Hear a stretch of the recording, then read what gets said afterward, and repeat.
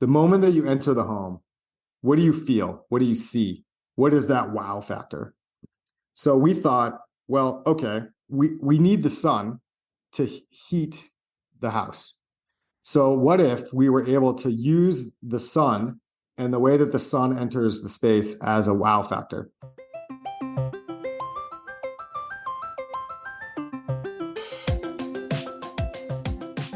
Welcome to the Passive House podcast, brought to you by Passive House Accelerator, a catalyst for zero carbon building. For news, inspiration, and connections from all flavors of Passive House, check out passivehouseaccelerator.com. Sign up to receive regular updates about events, get your questions answered, and contribute to the community dialogue. There's loads of free information for experienced professionals and people just starting out on their Passive House journey. We hope to see you at one of our weekly Passive House Accelerator live webinars. You can also check out our Reimagine Buildings YouTube channel for some great inspiration for both building new or renovating. In the meantime, here's this week's Passive House podcast. Hello and welcome back to the Passive House podcast. I'm Matthew Cutler-Welsh, coming to you from Tamaki Makaurau, Auckland in New Zealand. And I'm Zack Semke, coming to you from Seattle, Washington. You're back in Seattle, Zack? I am back from Denver, where I was just at the Passive House Network conference, which was amazing, and I brought home a souvenir with me. Long-time friend? Yes, a long-time friend. COVID. Yeah, sorry to hear that. Yeah, it's okay. It's all right. I'm doing fine. Yeah. I've actually heard. I mean, a few other podcasts I listen to. It's not unheard of. There's a few people, been traveling around, mixing with a bunch of crowds, and bringing back a souvenir. Yeah, I'm on the mend. Good. Yeah. Well, and keen to hear more about conference. Will we hear more about that? Yes, we absolutely. Thanks for asking. The team recorded a whole bunch of interviews for the podcast at the conference. Thanks to support from EnterSign for underwriting that. So we'll have a number of bonus episodes that'll roll out over the next couple of weeks. So keen to hear more about that. Apart from that, and getting COVID, what you learn this week? So what I learned this week, this comes from Nature, the journal Nature, and it's just a reminder that we have a lot of really powerful solutions to climate change, and you can kind of like dive into them and notice that they're not perfect, and then maybe get carried away with like how they're not perfect, and so maybe that means that they're useless. But this, what I learned is just another example of like, they're not perfect, but they're really actually pretty great. And this has to do with PV panels and PV module waste. Because there's a lot, sometimes you hear this talking point that PV modules are going to create this massive waste problem. We're going to have mountains of panels. And it's, it doesn't that mean that we should just not actually use PV and continue with, burning fossil fuels?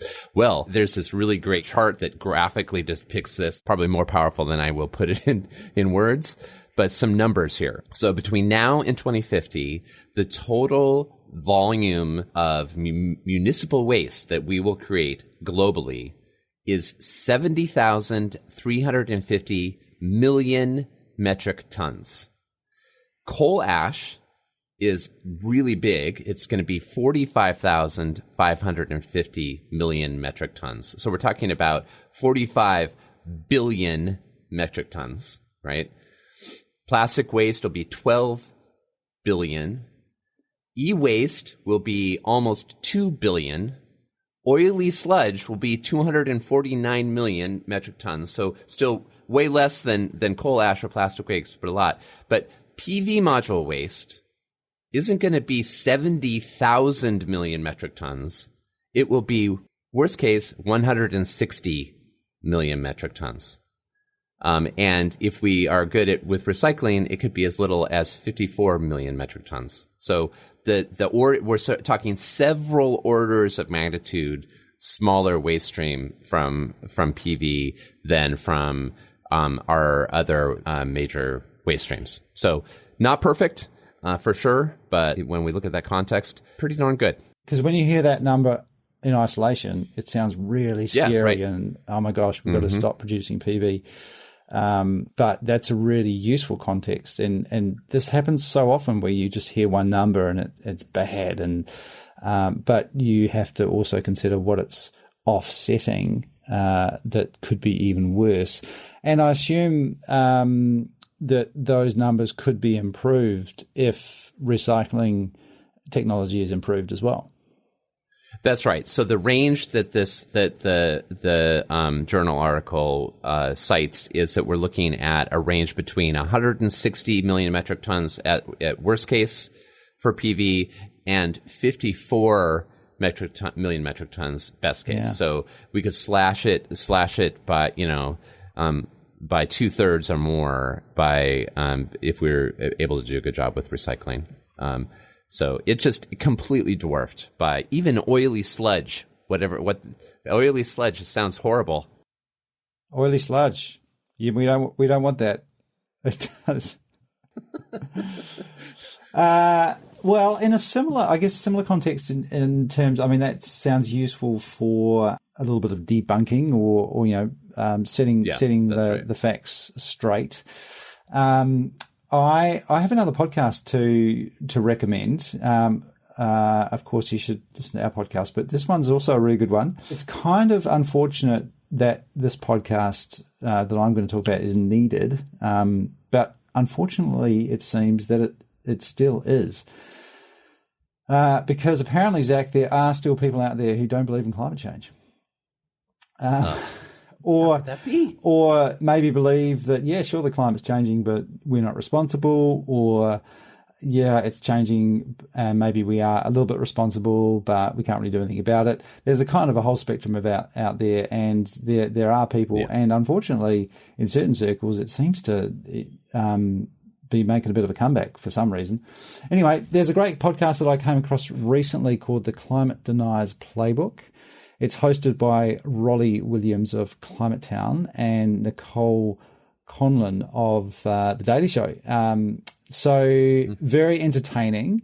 It can be a little bit depressing as a topic. Like I said, it kind of sucks that a podcast like that is needed. And this sat in my playlist for a little while because I just couldn't be bothered delving into this. But I binged a few episodes last weekend and I actually really enjoyed it. And it's quite useful for if you ever hear of things, and they touch on other topics as well, like 15-minute cities, which have been getting a lot of press for the very wrong reasons recently, and just some sort of misconceptions about million-year cycles, sunspots, different aspects of the climate, and just kind of how some cherry picking of data definitely misleads and has been used to mislead people, and this just it gives you some context. And the other thing I really like about it is they do a little bit of role play after at the end of each episode, just to kind of give people an example of how you might interact with someone if you ever hear some of those things that pop up, but in a positive way rather than just shooting them down and calling them stupid, which doesn't really help. As tempting as it may be. Yeah. So I'll put a link to that. I highly recommend it. Check it out. All right. Got a great interview, great showcase project to talk about in Boston this week. But before we do that, let's do a quick shout out to our supporters. Absolutely. So everything we do at Passive House Accelerator, including the podcast, comes thanks to generous support from our sponsors. So a big thank you to our founding sponsors, 475 High Performance Building Supply, Baxtingwe Architects, Glavel, Minitaire, Mitsubishi Electric Train HVAC US, Partel, Rockwell North America, Stocorp, and Zola Windows. Thanks as well to our champion sponsors, Bewizo, Gradient, Icon Windows and Doors, Intelligent Membranes, PH Air Seal, Proseco, and Source 2050. And a big shout out to our stakeholder partner, NYSERDA, the New York State Energy Research and Development Authority. Thank you to all of them. Now, tell us a little bit about Mike and Roadie Architects. Mike Dellefave is with Roadie Architects, and Roadie Architects just was featured in the Wall Street Journal, and we'll talk about this in the interview, so you're about to hear about it. But it's this really great article called "Triple Digit Heat But No Electric Bill for Passive House Homeowners. It's Hard to Go Back," and it's also kind of a photo essay of these three cool single family passive house buildings. So we dive into that, talk a little bit about the significance of the article appearing in Wall Street Journal, what's going on with the practice. It sounds like the phone's ringing off the hook for Roadie after the article hit, and it's really fun conversation. Let's get into it. So I am joined by Mike Dellefave, who's an associate and project architect at Roadie Architects. And it's really exciting to have you on the Passive House podcast. Thanks for joining us, Mike. Thanks so much for having me. I'm really excited to be here. Of course. Well, I think that a lot of listeners are familiar with the recent Wall Street Journal piece on your project, the Brucewood homes. And really exciting to see the piece. The homes are beautiful. I'm looking forward to diving into some of the details about those houses with you. And also, it was really great to see such a prominent and really super positive article about Passive House happen at the Wall Street Journal. So congratulations on all of that. A huge win. Thanks. Yeah, I would definitely say it was one of those projects where it was kind of a perfect alignment of really great people, and great team, and great a great owner, great builder. So I think we were very, very happy with the way that it came out. Yeah, that's fantastic. So we'll dive into that really soon. And Sure. I wanted to start though by just getting a little bit of your story, like how you got introduced to Passive House, what brought you to architecture, just like what's the origin story of Mike? So I'm from Rhode Island, and I grew up in a kind of small New England town, and I always had a kind of passion for drawing and building things. I spent a lot of time, I'd say, kind of tinkering with my grandfather in his workshop. The point came after high school, I kind of realized, okay, I think I'm going to go into architecture. And so I went to Wentworth Institute of Technology in Boston. And I was pretty excited about that. Got a really great education there. Met some really amazing people, and I got to experience Boston, which was a great aspect of the kind of growth of my career. Moved from Boston. Graduated, kind of moved out of Boston, moved to Baltimore for a little while, moved to New York City. I went to Pratt in New York City to get my graduate degree, master's degree. So that kind of led me, through the urban wild there of New York, met some just kind of amazing people.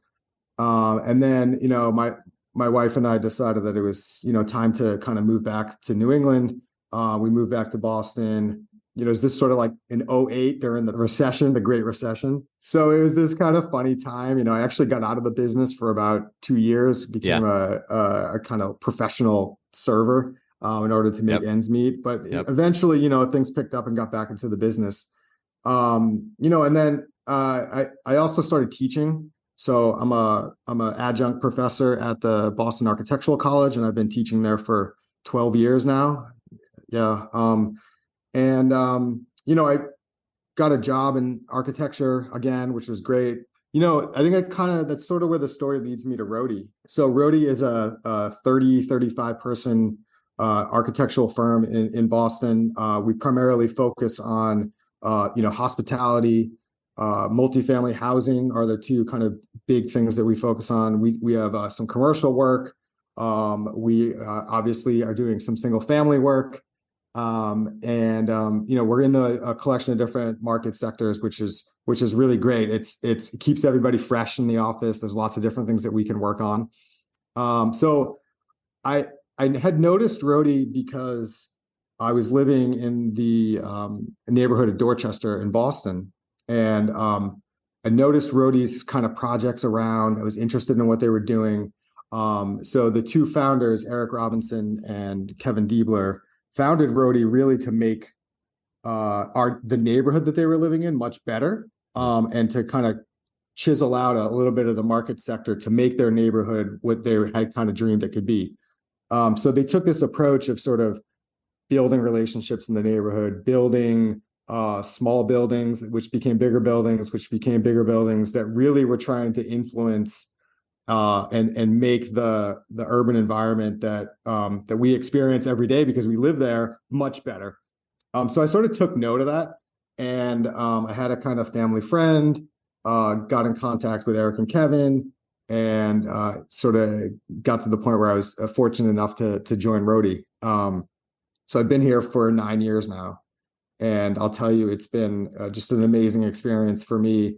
Living in Dorchester, the neighborhood in Boston, I have the opportunity to work on a whole host of projects that are right in our backyard.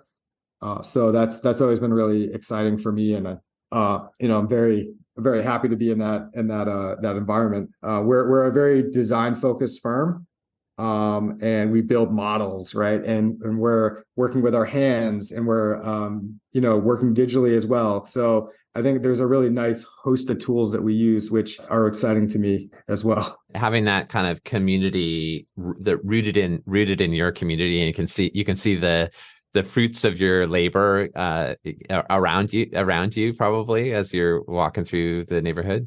Yeah, it's a kind of interesting responsibility, actually. You see things that nobody else sees, in a sense. So like a project gets built, it's very successful, but then having worked on it, you still, you can identify some of the things that you maybe would have done differently. Right. But nobody notices but us. So that's good. Yeah. Of course. Yeah. I mentioned that I left Boston in 2008. I had just finished up the landscape design program at the Landscape Institute, which was at the time at the Arnold Arboretum, but it became part of the Boston Architectural College. So that interesting.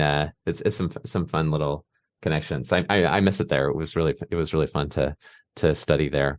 Let's get into this project, the Brucewood homes. And I was really struck.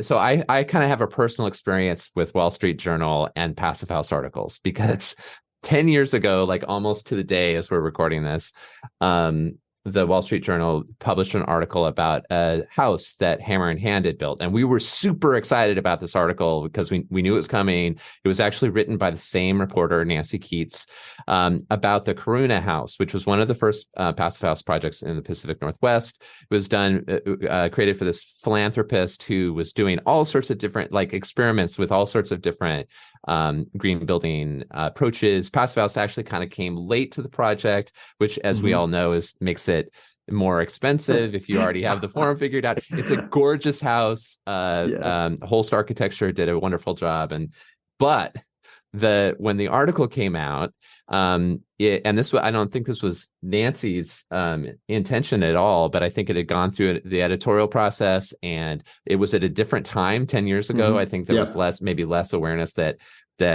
we needed to address climate change with our buildings. Absolutely. I think it was part of it. It was also quite expensive. So there are a lot of things that were different about this than the Bruce's homes, which we're about to go to. But the title of that article 10 years ago was "It's Not Easy Being Quite So Green." And it was essentially the vibe you got from this article was, wow, do you really want to go to those lengths? I mean, come on, guys, this is crazy. Whereas the article that just came out about Brucewood's homes is triple digit heat, but no electric bill.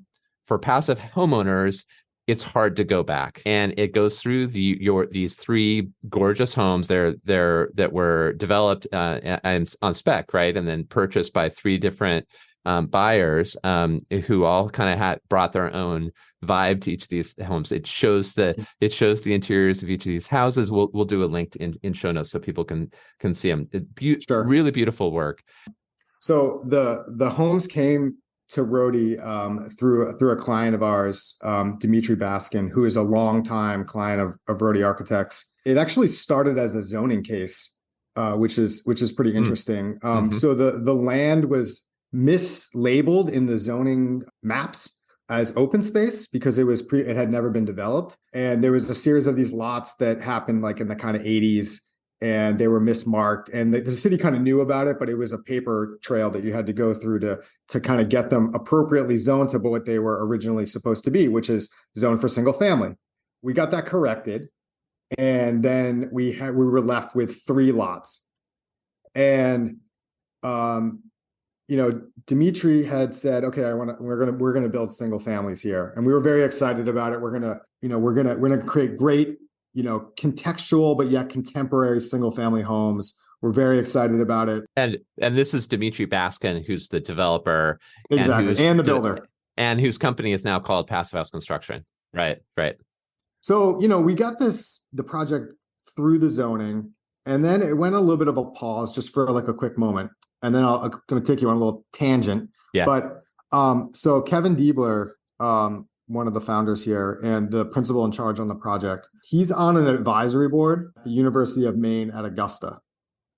And every year they meet, or twice a year they meet, or once a year they meet. And he had gone up to Maine, and he got to meet he was talking with a collection of his colleagues that are on the same advisory board. And one of them is Matt O'Malia, partner at Opal. So they got to talking about Passive House. Kevin was very intrigued by this.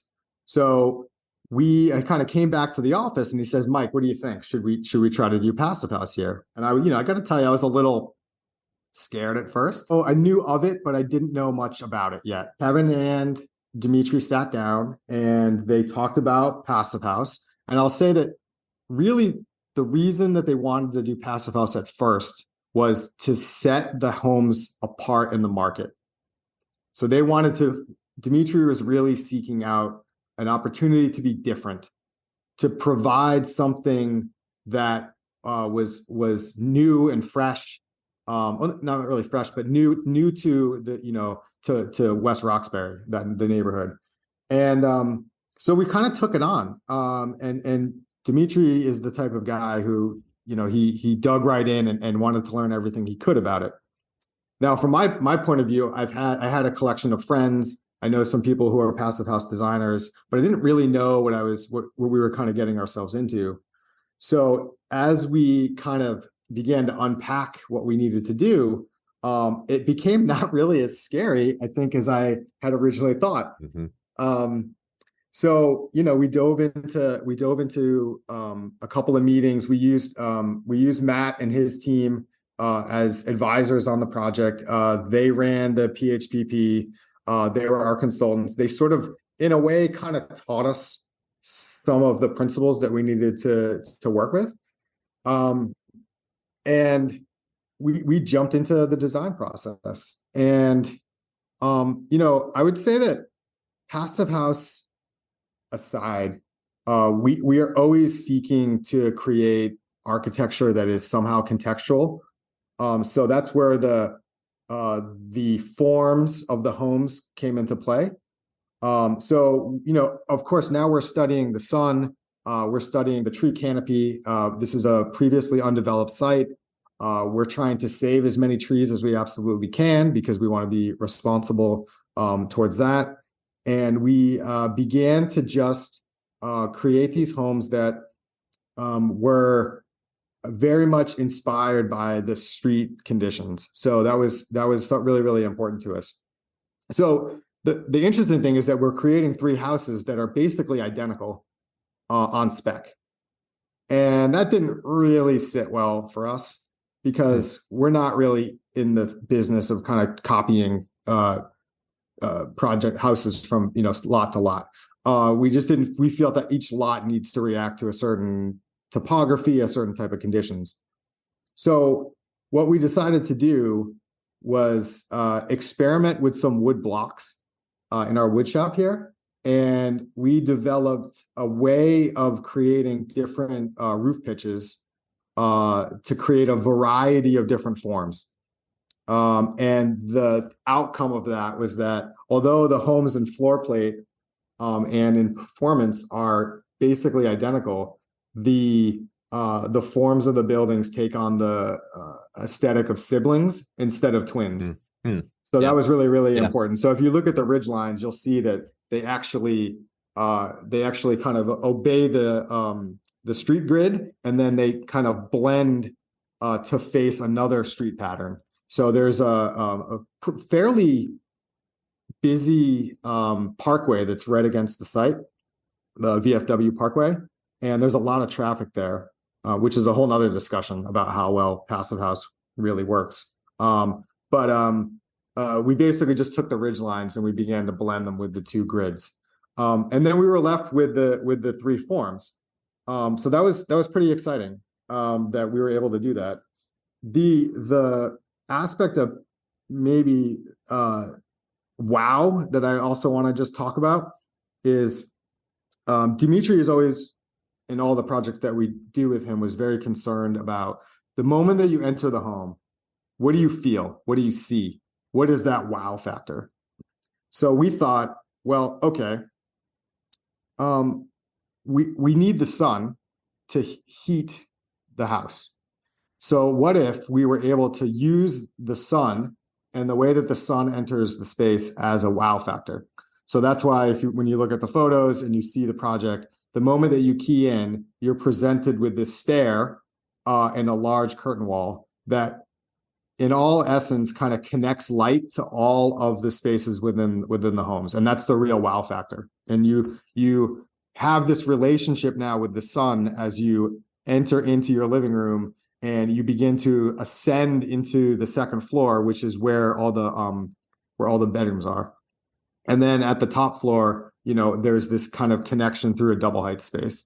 So we began to understand really like what the sun could do for us in a really, not only in an experiential way, in a kind of, profound way in which now we're harnessing the sun to really help us, heat the building.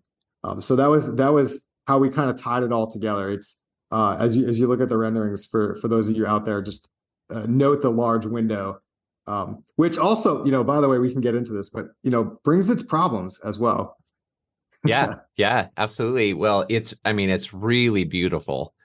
And yeah, well, definitely well played. So let's why don't we get into the details a little bit? Like, sure. How did you tackle the 5 kind of classic principles? So these, and you mentioned PHPP, so these are PHI certified. That's correct. They also have solar generation on their, is that right? That's correct. So they're PHI certified, and one of the other I guess we did a little research at the beginning of the process and came to the understanding that there was other passive homes that were in Boston.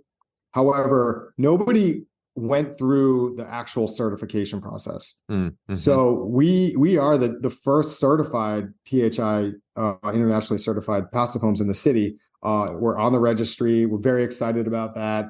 They perform really well. We're actually below a lot of the criteria, which was pretty exciting. So that aspect of it was really exciting. The notion of the cantilever was a little hard for us to digest because architects love cantilevers, don't they? But right. What Passive House doesn't love is thermal bridging. Yeah. So we kind of identified that as a challenge at first, because I think we were always seeking, okay, we want to have part of the building is kind of hovering and the lower part of the house is kind of embedded within the earth, and how do you create this hovering quality but also reduce thermal bridging? So we do have some minor thermal bridging, but we managed to handle it through the energy model, which we were really happy that we were able to do.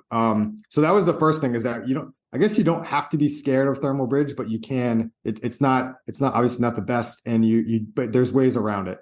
So working with the team at Opal, they were able to help us kind of manage that to get some of our more experiential qualities of the house. Yes, right, because you're identifying the thermal bridges, you're understanding their impact on the thermal performance of the building, and you're addressing that probably at the detail level, but also holistically at the systems level for the entire design. Absolutely. Yeah. So The other thing that popped up to us in the details was they're large windows. And we understood very early on that we needed the sun to be able to heat the homes, and really reduce that load, or that demand, I should say. But what we also realized is that in the summer, there is a problem with the amount of solar heat gain, and it almost overheats the house. So in order to deal with that, we did a pretty in-depth solar study. If you look at the houses, they have a series of louvers that are performative, but we also have an external shade that is on a remote that comes down. It's on a thermostat that comes down on the outside of the building to be able to deal with the solar heat gain in the summertime. Right. Something that's super common in other parts of the world. So yeah. Absolutely. And that was new to the contractor, to the subcontractors. This was new to the electricians. This is a special piece. We got it from Poland.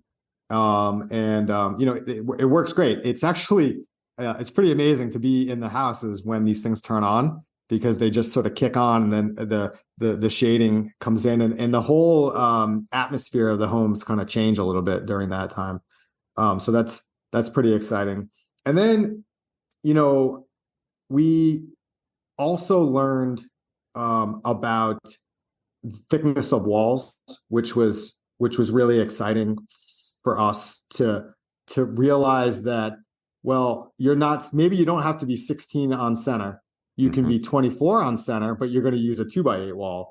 So when we started to talk to our structural engineer about this, he was almost like, okay, no problem.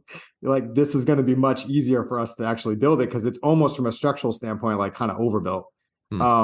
So in order to accommodate the amount of blown in.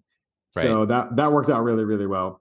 And then as we got into the construction, we hired framers who had done net zero before.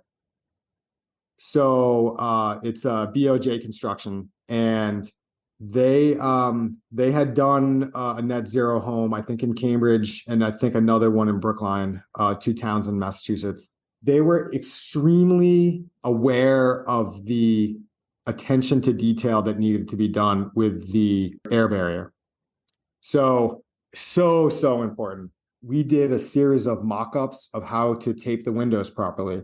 We wanted to review that taping with the contractor before that they installed all the windows. We actually sat with the Sika rep, and he offered the products that he could offer us to make sure, and actually showed us the proper way to install them. So that was very, very helpful. I would say, so the mock-up aspect of the project was really, really important to making sure that all of the carpenters were up to speed on how to tape properly, and on how to pay attention to those details. It was really, really important.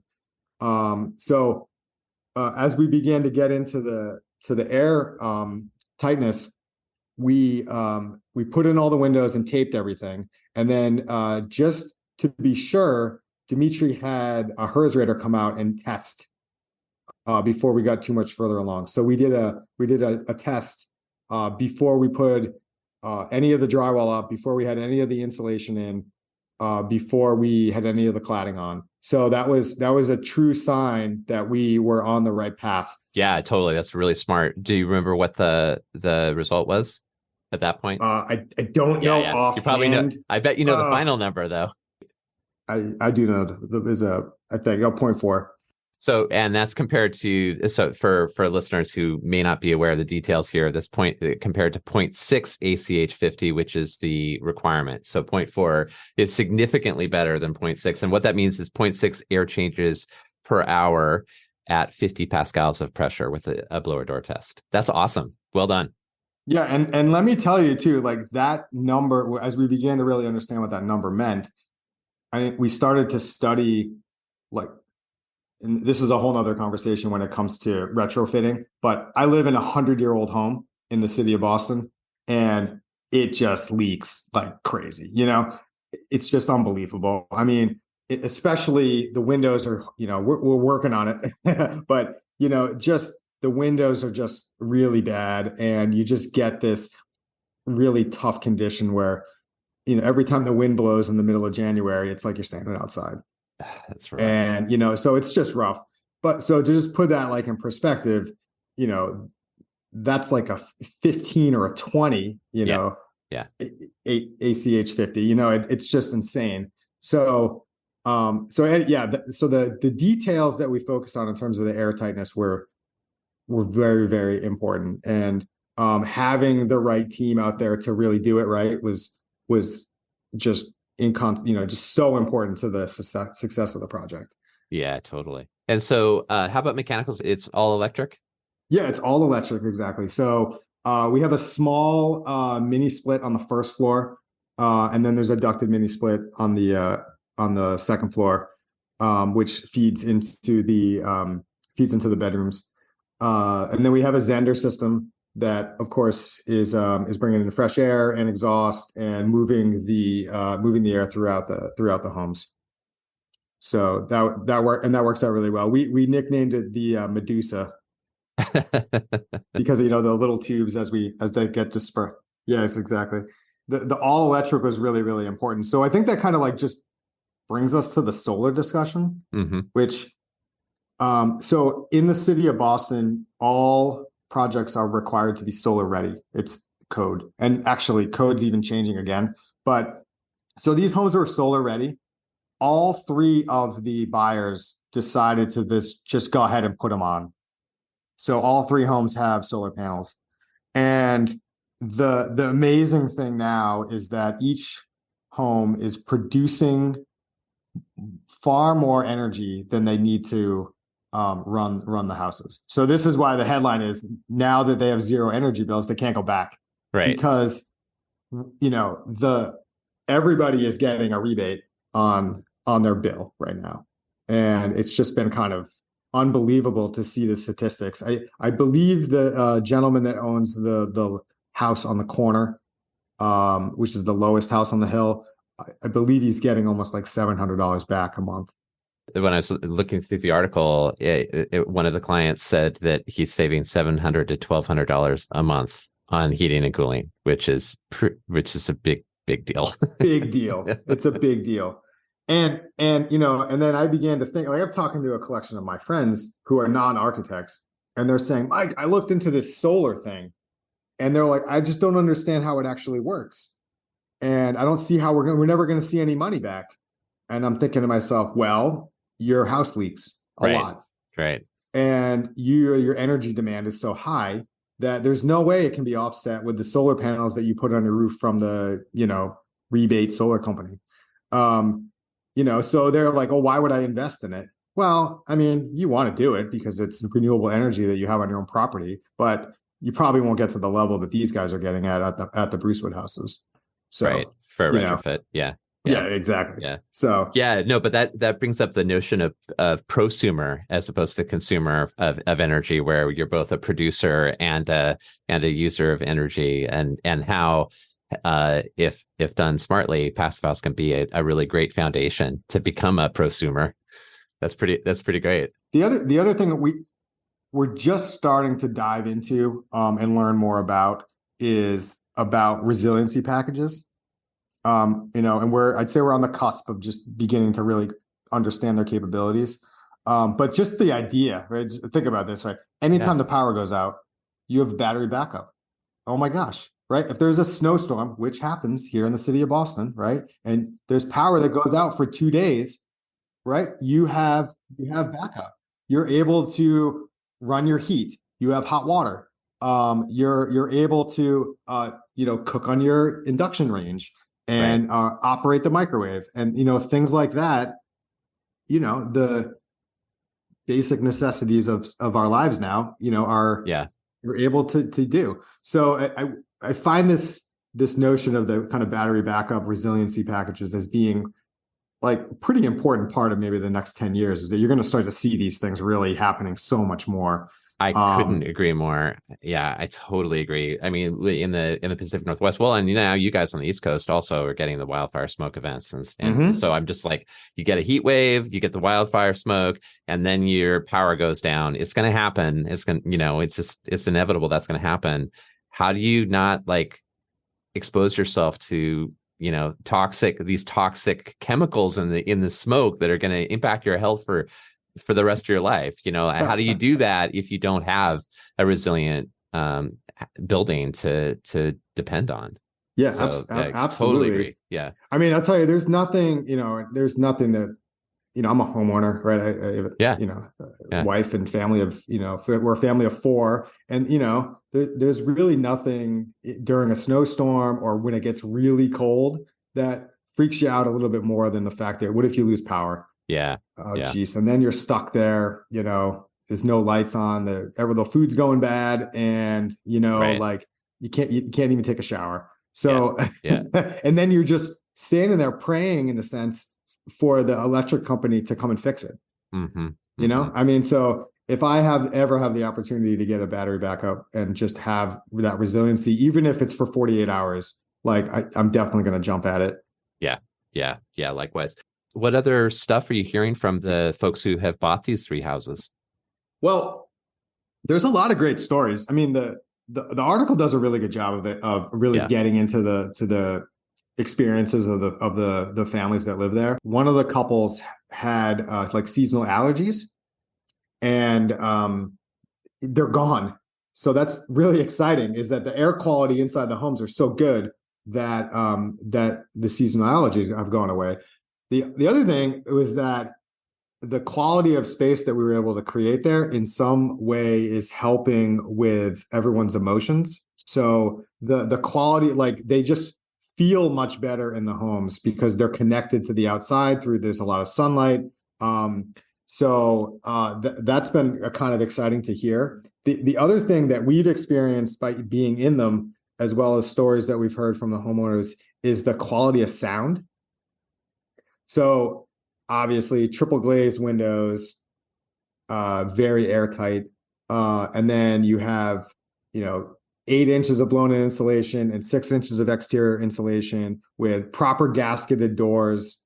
You almost hear nothing, which for these houses to be on a parkway, which has a significant amount of vehicular traffic, and for you to not hear anything is pretty remarkable. And I think it almost is like you enter into the home, you close the door behind you, and it almost becomes a kind of oasis. So we've just been so excited about that quality. I think it was completely unexpected for us. And we're really delighted to talk about that more, because it goes beyond the energy aspects of the house. It just goes into just quality of life. So I think that's been really exciting to hear about. One of the individuals as well, the gentleman that lives in the middle house, he this whole winter, he didn't even turn his heat on. And we had a day where it was -10 in Boston. -10. And Fahrenheit, folks. Yes. It's -10 Fahrenheit. And he didn't turn the heat on because he was wanting to test what the capabilities of the house would do, or like how it really could perform. And the thermostat only went to like 50 degrees or something.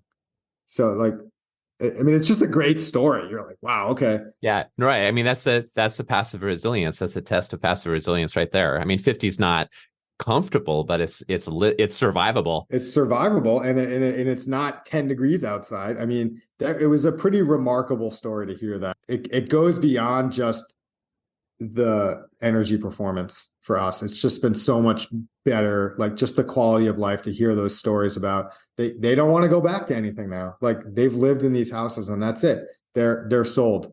My understanding is that Dimitri's as a developer, when he went into this, he wasn't necessarily thinking passive house, right? But and his company wasn't called Passive House Construction. So it looks like maybe he got to that place, right, where it's like, well, maybe there's no going back. And is that so? And how about you? How about you guys? Like, how is this impacting the way that you're thinking about the future of the portfolio at Rhody? So just to talk a little bit more about Dimitri and his company, Passive House Construction, they, him and his team have, I guess you say, have proven the model that this works. And that was really, I think, what he set out to do, was to create a model that he knew was successful, that he could make more of. So this became a kind of test case. And we all got very passionate about it. Trust me. I mean, we had, I couldn't tell you how many site visits we did that were just from people in the office wanting to go check this out. Mm-hmm. So in that, we've kind of proven that this can work, as a model for development, single family development. So we are working with him now on another project in, a small town outside of Boston, in the Boston suburbs, on a 28-acre undeveloped parcel. And we are looking to subdivide, and not do your typical subdivision, right? Which would be to clear cut the land, put up the same damn house, and be not responsible to climate change. So what we've decided to do, and then of course, with Dimitri running at this full steam ahead, and being very, very excited about it and passionate, is to develop 17, it'll be 16 or 17 new single family passive homes in a complete passive house community. So that's under design here at Rhody. We're really, really excited about it. We have 3 house types. And they all are kind of dispersed throughout the different pieces of properties, and they're all specifically placed from a series, like a set of criteria. So that's really exciting. We again approached the site in a way that was like, how do we not create a kind of cookie cutter approach to this? How do we create a kind of family of homes? And what we did is we basically did a lot of site analysis and realized that there's some houses that have to react to a lot of topography. There's some houses that have lots of dimensional constraints related to setbacks. There's wetlands that is nearby. And then there's another series of homes that are single story, and they're allowed to kind of live on the flatter parcels. So in working with our real estate team, there was a desire to have a home that had 1 story. There was just a single story flat. And it's this kind of winged approach to passive house. So those are under design right now. The flat house, we call it the flat house, that's currently under design, in design development, working with another passive house consultant as well, learning about some other different ways to do things. But also I would say that, looking at learning a lot from what we did at Brucewood to make it better. So that's happening. I would also say that here at Rhody, we have a multifamily development in Cambridge, 100% affordable housing and passive house. And that is through construction documents, and we're waiting to break ground on that. So that's really, really exciting. And then now, as we look into the future, again, we can't really go back now. So I think all of our projects, we're paying a very close attention to, even if it's not trying to meet passive house criteria, we're at least kind of putting it in there anyway, because we know that we know what it can do, So I think all of our projects now that are in design are using, I think right now, all of them are using, triple glazed windows for sure. The city of Boston has now adopted a new energy code, which, to be honest with you, I think a lot of people in the Boston industry here are still trying to unpack that a little bit and understand really what's going on. It's a little complicated, and with a So thermal energy demand yeah, intensity or passive house, these different right. routes. And there's different routes that you can go, and seeing it's all new, everyone's kind of coming up to speed on it. But what we've determined is that the best way to pass it is to just pursue passive house. And that's still borderline. I mean, at the end of the day, that's kind of what we're just doing. So I mean, we're really excited about it. We are getting calls for folks from folks that read the article, and they're just excited about passive house. They want to learn more. You know, we've been, I guess, really humbled with the amount of great feedback we've been getting. So I'd say it's a little surprising, but not in a bad way. Like I think we're just surprised with the amount. It's been great to see. Yeah, well, it has been great to see. I have to say that it's like, I think that there are a lot of us in the community who are kind of in this odd kind of personal way enjoying that success that you're experiencing, you know, like vicariously, but also it's like, it's good news for all of us in this community. I mean, it must be a really kind of a heady experience to be in the middle of it all, be in the middle of Massachusetts, where there's so much changing and so much progress happening around codes. So, I mean, I guess the other thing I would kind of, for people who are doing passive house for the first time, I would say, you know, first thing, I don't think it's as scary as it seems. And I think that when I first learned about it, I thought, wow, this is really going to be like restrictive to my creativity. And it wasn't really the case. You know, it's one of those things, once you kind of understand the rules a little bit, you know, you can have you have your fun. And I think that's great. You got your cantilever. Yeah, you got a little cantilever in there. It's been great. But I would also say that whether you choose to certify or not, just paying attention to the details and construction is just such an important aspect of it. And if you are going to certify, having a list of what the third party certifier is going to be looking for ahead of time, so that when you go out to the site every single week to monitor the construction, you're able to document and have a catalog of those details that they're going to be looking for at the end of the project. We were taking pictures of everything because we were just so excited about it.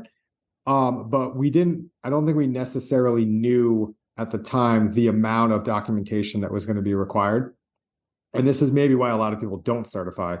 But when you are going to certify it, it's great to have a list of what are going to be the things that you need to put into the document that needs to get submitted. So that's like just a little lesson learned. We had the information that we needed, but now going into the next set, I think we'll have our trusty little checklist of things to monitor and be watching for. Yeah, that's really solid advice. Great. Hey, thanks. Yeah. Well, Mike Dellefave of Rody Architects, thank you so much. Congratulations on your success, and we look forward to seeing that passive house community and the multifamily building. Lots of cool stuff coming. Yeah, we're really excited about it, and I'll just kind of say everybody in the office right now is just wanting to do this. So yeah, it's great. And that was Mike Dellefave of Rody Architects in Boston, and a beautiful project. I mean, all the images that I can see, of which there are many, make Boston look pretty attractive. At least that part. Yeah, no kidding. Well, I lived in the Boston area for 3 years, and the interior of the kind of flat that we were renting did not look like those houses. Well, it sounds like Mike's. I think there's progress. Mike's own place needs a bit of work as well. There's classic exactly. architects designing beautiful houses for other people. Right. And there are a lot of really drafty places in Boston, which means a lot of expense and a lot of fossil fuels going into heating those leaky buildings. So it really is cool to see this new wave going on there. It is a bit new. He mentioned that this is one of the first actual certified projects, which is an achievement. And I think that's worth mentioning just because it indicate that extra level of commitment and verification to go all the way and actually get the plaque on the wall is quite meaningful. And always, people are rightly proud of doing that. And it's an achievement. You don't want to go to college and not get a certificate. So it's a great way to show that you have ticked all the boxes and done all the hard work, which they clearly have. There's some amazing stuff in this project. And as we have experience with other projects, great to have a really good client. It's really helpful to have that, have the client on board, and even driving some of that from the start. It gives people like Mike and their team a lot of bandwidth to really go for it and try things out. I really like the integration of all the technical features, the building science bits, and the thermal envelope, the air tightness, the learning that the team did, but combine that with some of the technology that went into this, but also the architectural essence, which is that clearly comes through from Mike, from the desire to have some differentiation in the roof lines and not make them just cookie cutter images of each other, right through to thinking about how people would feel inside the home. So I think this is a really good example of the science meeting the art and producing a really good outcome for their clients. Yeah, no kidding. The article itself is behind a paywall, so you need to be a subscriber to the Wall Street Journal to access it. But we do have a secret kind of Google search way of being able to view the photography. So I'll include that in the show notes, so people can take a look at basically these beautiful spaces and the way that they're using natural daylighting to activate them. And I mean, they're just very gracious. Yeah, I think that's quite a neat trick, an architectural trick, to use that space which has to poke through the mid-floor, which is the stairwell, but to utilize that as a light shaft and creating a sense of openness inside, because otherwise it's sort of dead space, but really making the most of that. Which would otherwise be a utility. A stairwell in some houses just dark and dingy and just a way to get from one floor to the other. But to make it a centerpiece of the feel, but also the performance, and getting all that light coming in through that area is really impressive. And it does show just in some of those images that you can find for each of those homes. It's obviously a key element of that interior. Interesting that obviously quite extreme climate, getting those really cold -10 days and the house is still performing. But overheating is potentially an issue, which I think is a testament to Passive House, but also a word of warning, I guess, for designers to say, hey, if you design this well, with all the elements like good insulation, good air tightness, then you need to think about summer as well as winter. So it's interesting hearing about those, the technologies and the controls that they've incorporated to ensure that these places not only stay warm in winter, but also don't overheat in summer. Yeah, those exterior shades are so important. And the summers in New England are hot and humid. So yeah, you got to take that really seriously. And I looked up -10 Fahrenheit is -23 Celsius. That's getting down there. So it's cold. It's cold. That's not. I don't know if I'd want to be doing that experiment in my place of turning all the heating off for that day. When I lived in Boston, and I was like, walking to class, I was like, this is stupid cold. It is cold. That's painful cold. Like it hurts to breathe cold. It's the New England folks they're hardy people. Hence the pretty significant savings. I mean, those figures of between $700 and $1,200 per month. Yeah, that's insane. Yeah. I mean, it's just There's just such an amazing opportunity to reduce fuel poverty, to to make the case for insulated airtight buildings. I mean, it just makes so much sense. Yeah, I mean, when the savings are that high, potentially, it does.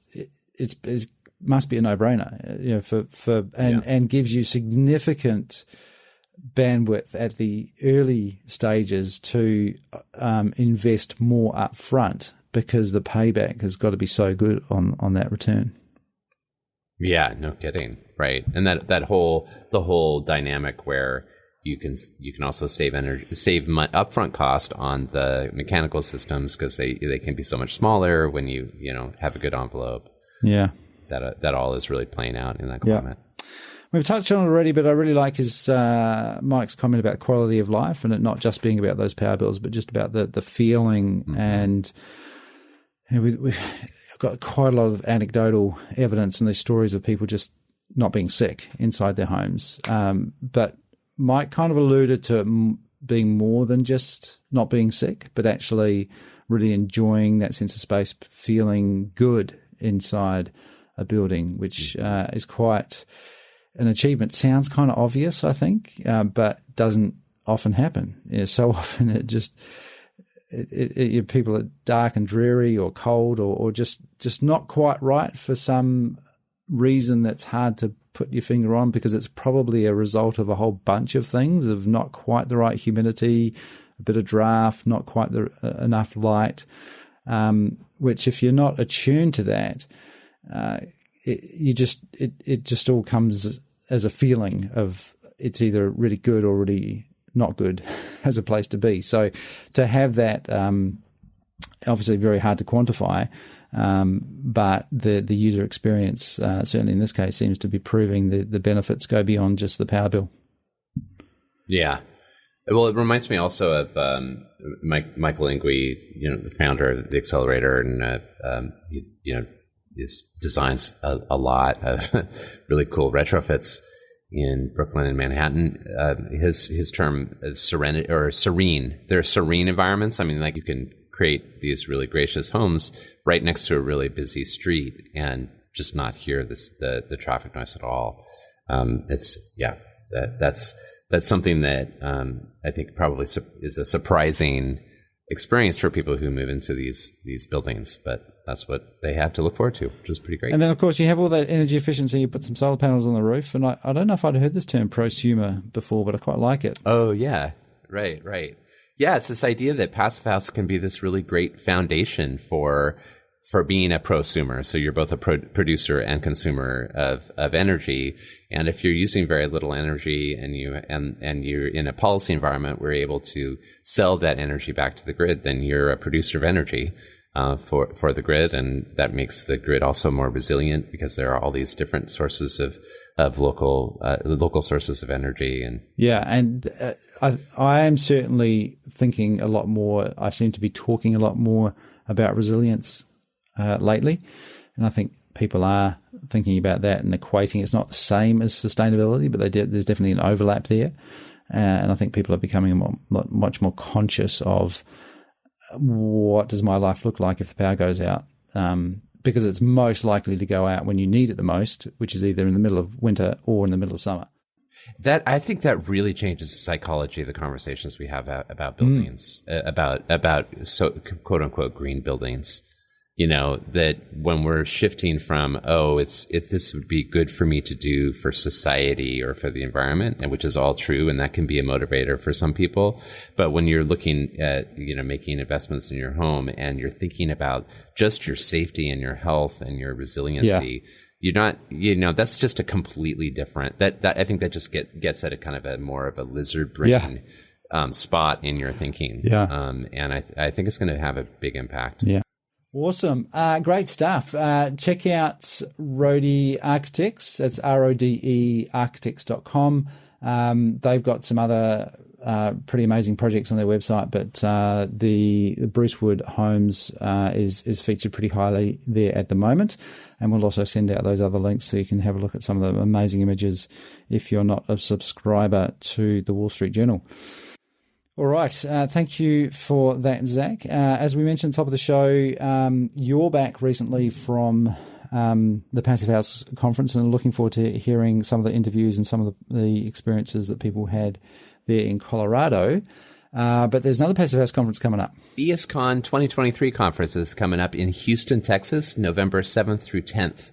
And you, Matthew, I know, are going to be there. I'm going to be there. Can't wait to see you. That's less than a month away. Yeah, make sure you get your COVID booster before you go. But it's gonna be a lot of fun. There's, because it'll be in Texas and in Houston will be also, I think there's going to be a lot of great information about hot climates, humid climates, and Passive House in those spots. And so don't miss that. We also have, we're doing every Wednesday, we have Passive House Accelerator Live going on. So please check that out. Join us. It's noon Eastern. That's Thursday it's Thursday in New Zealand, Australia. It's really a bad time for you guys. Sorry about that. And what else with Reimagine Buildings? We're rolling out new videos every week again there. So, the Reimagine Buildings channel has lots of new stuff that you can also take in.